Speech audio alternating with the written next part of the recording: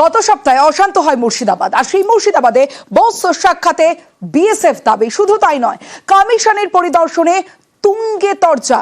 এখানেই শেষ নয়, অশান্ত মুর্শিদাবাদে আস্থা ফিরতেই ঘরে ফেরা। কারণ জাতীয় মহিলা কমিশন যায়। অন্যদিকে শনিবার রাজ্যপাল সিভি আনন্দ বোস যান মুর্শিদাবাদের শামশেরগঞ্জে। শান্তি রক্ষায় এলাকায় বিএসএফ ক্যাম্পের দাবি স্থানীয়দের। অন্যদিকে এদিন মালদা থেকে মুর্শিদাবাদে ফিরলেন অশান্তির জেরে ঘরছাড়া 21 জন। ওয়াকাফ আইনের প্রতিবাদের নামে তাণ্ডব, লুট, আগুন, মৃত্যু। গত সপ্তাহে উত্তপ্ত হয় মুর্শিদাবাদের সুতি, শামশেরগঞ্জ। শনিবার ক্ষতিগ্রস্ত এলাকায় যায় জাতীয় মহিলা কমিশন। এদিন ধুলিয়ানে যান জাতীয় মহিলা কমিশনের 6 সদস্য। বেদবোনা, রতনপুর, জাফরাবাদে একের পর এক বাড়ি জ্বালিয়ে দেওয়া হয়, লুটপাটও চলে বলে অভিযোগ। এদিন ক্ষতিগ্রস্তদের বাড়িতে যায় জাতীয় মহিলা কমিশনের প্রতিনিধি দল। তাদের সামনে কান্নায় ভেঙে পড়েন গ্রামবাসীদের কয়েকজন, পায়ে পড়ে যান। অশান্তির জেরে শামশেরগঞ্জের দুজনের প্রাণ যায়। সম্পর্কে তারা বাবা ছেলে। এদিন জাফরাবাদে তাদের বাড়িতেও যান জাতীয় মহিলা কমিশনের সদস্যরা। इतना दुख और इतना दर्द है इनके पास, मैं अभी निशब्द हूँ, मेरे पास शब्द नहीं है उनके दर्द को बयां करने के लिए। এক সপ্তাহ পরেও স্থানীয়দের মনে অশান্তির আতঙ্ক। এলাকায় বিএসএফ এর ক্যাম্পের দাবি তোলেন গ্রামবাসীরা। আমরা চাইছি এখানে কেন্দ্রীয় ক্যাম্প পার্মানেন্ট দেওয়া হোক, নালে আমরা এখানে থাকতে পারবো না। কেন্দ্র সরকারের কাছে অনুমতি আমরা রিকোয়েস্ট করছি, পা ধরে রিকোয়েস্ট করছি যাতে আমাদের এখানে পার্মানেন্ট ক্যাম্পের ব্যবস্থা করা হয়। बहुत ज्यादा हो गया है, इस तरीके से ये सब अमानवीय है। इतनी तकलीफ इन सब लोगों को हो रही है। मैम ये बीएसएफ का डिमांड कर रही है, प्रोटेस्ट भी कर रही है, चाह रही है कि बीएसएफ यहाँ पे डिप्लॉयमेंट हो जाए, कैंप बनाई जाए। देखिए उन्होंने जो जो कुछ बातें मांगी है, हम वो चीजें सब हम सरकार के साथ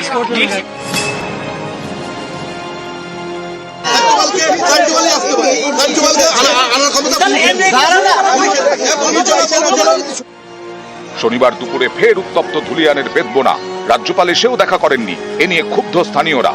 রাজ্যপালের কনভয়ের একাধিক গাড়ি আটকে চলে বিক্ষোভ। এদিন শামশেরগঞ্জে যান রাজ্যপাল সিভি আনন্দ বোস। জাফরাবাদে নিহত বাবা ছেলের পরিবারের সঙ্গে কথা বলেন। Demands or whatever suggestions given by them, all this will be considered. I will take it up with the government of India and the state government for appropriate action. I will follow it up. See, what they need is, they said we want justice. They will get justice. All their complaints I have listened to. We have all our sympathetic understanding of what they want.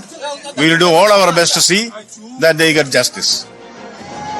রাজ্যপালের কাছেও BSF ক্যাম্পের আর্জি জানান স্থানীয়রা। সামনে বসে হাত তুললে হবে ভাই। Punishment and justice and permanent BSF camp.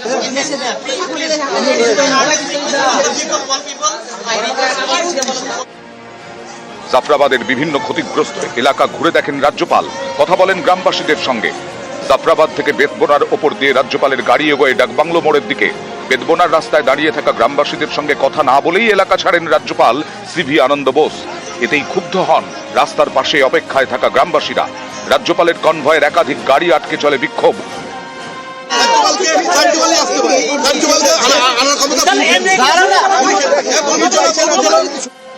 বিক্ষোভের খবর পেয়ে 3 কিলোমিটার ঘুরে ফের বেদবোনায় যান রাজ্যপাল সিভি আনন্দ বোস। গ্রামবাসীদের সঙ্গে কথা বলেন। I was listening to the voice of the people. They are really crestfallen. This should not be there.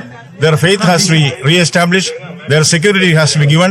This fear psychosis has to go. There's a failure of state administration. I'm not passing a judgment on everything. I'm here for the relief operations. বাড়িতে আগুন, লুট, হুমকি। প্রাণ বাঁচাতে অনেকেই ঘর ছাড়েন। মুর্শিদাবাদ থেকে গঙ্গা পেরিয়ে চলে যান মালদায়। ঠাঁই নেন বৈষ্ণবনগরের পার্লালপুর হাই স্কুলে। এদিন সেই ঘর ছাড়াদের সঙ্গে দেখা করেন মানবাধিকার কমিশনের সদস্যরা। इस देश में हर एक को हक है जीने के लिए। तो अभी यहाँ पे अभी पहला का चीज़ क्या है कि लोग को पहला साइकोलॉजिकल सपोर्ट मिलना चाहिए, दूसरा मेडिकल सपोर्ट मिलना चाहिए, लीगल सपोर्ट मिलना चाहिए, वैसा ही फाइनेंशियल सपोर्ट भी मिलना चाहिए। Being a member of NHRC, we will try to get them their human rights. জাতীয় মহিলা কমিশন গতবার যখন সন্দেশখালীতে গেলেন, তারপর থেকেই কিন্তু যাবতীয় কুৎসা, অপপ্রচার সেগুলো শুরু হয়।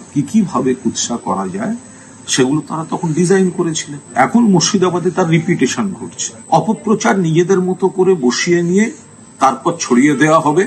এবং এই মহিলা কমিশন এটা কি বাংলা ছাড়া জায়গা পান না? যখন মণিপুর জলে, যখন উত্তরপ্রদেশের উন্নাও হাতরাসে নারী নির্যাতন হয়, মধ্যপ্রদেশ হয়, তখন এরা কোথায় থাকেন? কিন্তু এদের ডিজাইনটা ধরা পড়ে গেছে। জাতীয় মহিলা কমিশন মানে বিজেপির মহিলা মোর্চার শাখা। শনিবার মালদার পার্লালপুর হাই স্কুল থেকে মুর্শিদাবাদে ফেরেন ঘর ছাড়া 21 জন। নিউজ 18 বাংলা। জেলা থেকে সরাসরিতে এবার ভবানীপুরের খবর দেখাবো। শুভেন্দু অধিকারীর মিছিল। মুর্শিদাবাদে অশান্তির প্রতিবাদে মিছিল। এলগিন রোডে নেতাজি সুভাষচন্দ্র বসুর বাড়ির সামনে থেকে মিছিল শুরু হয়। শ্যামা প্রসাদ মুখোপাধ্যায়ের বাড়ি পর্যন্ত মিছিল। হাইকোর্টের অনুমতিতে শুভেন্দু অধিকারীর নেতৃত্বে এই মিছিল। মিছিলে দক্ষিণ কলকাতার বিজেপি কর্মী সমর্থকরা।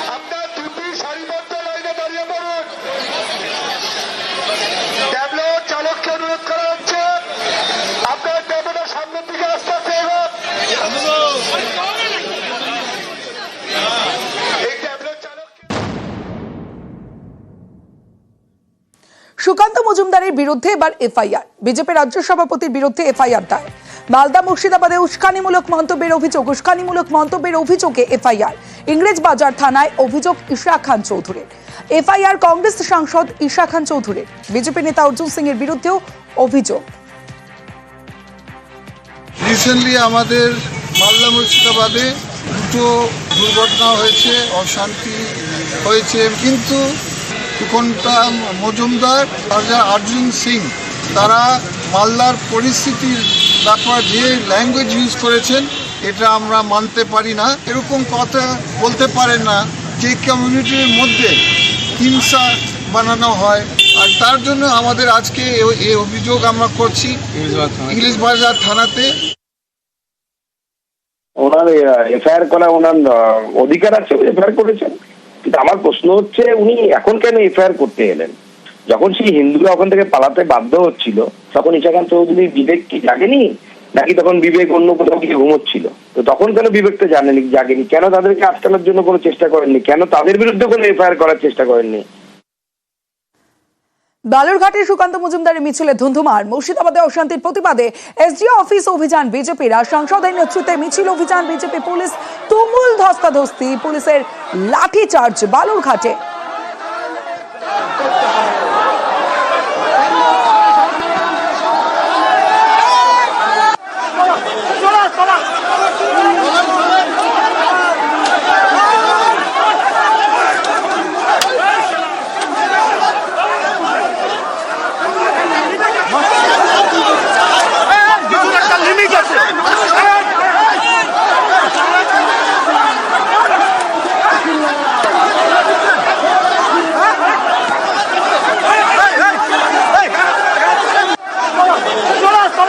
পুলিশকে মেরেছে বিজেপি, এরকম ইয়ে আছে? সে তো পুলিশ লাঠিচার্জ করার পর যখন সমস্ত কিছু ছত্রভঙ্গ হয়ে গেছে তখন কে ডিল মারছে? আমরা মেরেছি না আশেপাশের লোক মেরেছে ভগবান জানে। আমাদের কর্মীরা বাসের ব্যারিকেডের উপর আক্রোশ দেখাচ্ছিল। বাসের ব্যারিকেডের আক্রোশের তো কারো লাগার কথা না। একজনও পুলিশের গায়ে হাত দিয়েছে প্রথমে আপনারা দেখাতে পারবেন না বিজেপির কোন নেতা কর্মী। যখন পুলিশ তাদের এলাকা ছেড়ে বেরিয়ে এসে বিজেপির এলাকায় ঢুকলো, পুলিশ ওপারে থাকতো কিচ্ছু হতো না, এপারে এসে মস্তানি মারাতে গেল কেন? এখানে মস্তানি মারলে মার খেতে হবে। পুলিশের আমাদের কিছু লোক ইনজার্ড আছে, আমরা সমস্ত ভিডিওগ্রাফি রেখেছি পুরো প্রোগ্রামে, আমরা দেখছি। ওদের পক্ষ থেকে বিশেষভাবে স্টার্ট করা হয়েছিল, তার মানে প্রতিবাদে আমাদের একটু হালকা চার্জ করতে হয়েছে। না ওটা আমাদের সমস্ত রেকর্ড আছে, আমাদের কিছু এক দু পুলিশ অফিসার উপরে ইটের আঘাত হয়েছে। ওর মধ্যে আমাদের আইসি বালুরঘাটের উপরেও একটা ইটের আঘাত হয়েছে। ও এখনো মেডিকেল অবজারভেশনে রয়েছে।